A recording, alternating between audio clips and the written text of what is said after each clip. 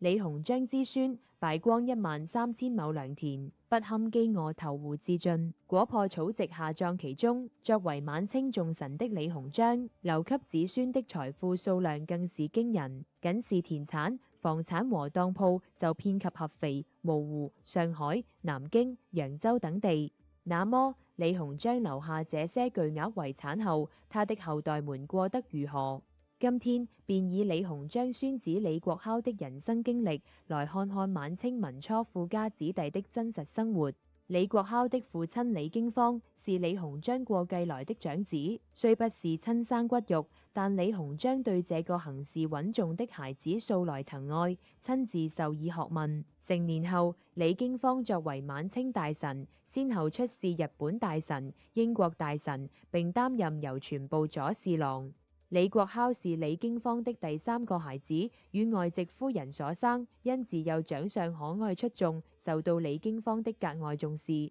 所以在李國考幼年時期，父親李經方便給他聘請中英文老師，教授他中西文化。李經方去世後，作為三子的李國考也分得大量財產，其中被外界極度關注的1.3萬畝租田、一片山牆、蕪湖河南岸一座恒豐倉樓房、上海一座定盤路定宜村42號3層樓房。但即便手握巨額財產，足夠一生衣食無憂，可生性揮霍無度的李國考，還是憑借他吃喝嫖賭樣樣精通的本領，將這堆積如山的全身家財慢慢揮霍盡了。最為荒唐的是，沉迷煙花柳巷的李國考，最後還娶了位風塵女子回家。種種荒唐事只多不少，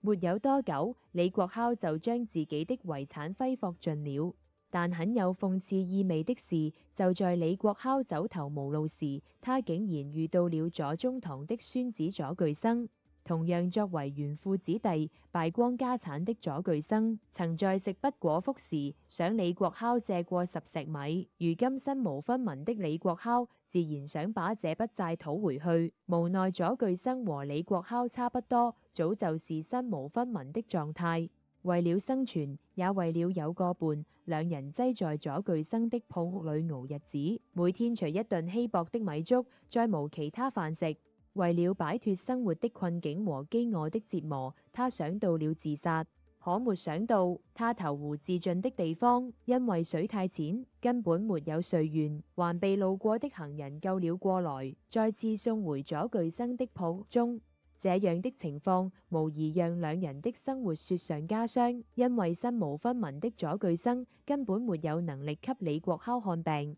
沒錢看病也就算了，最糟糕的是左巨生壓根不會照顧人。最終投湖未遂的李國考在無法驅散的高燒中痛苦死去。更為悲涼的是，曾經家世顯赫的他死後根本無錢安葬，最終還是李後父想辦法弄來一張草席，將弟弟草草埋葬。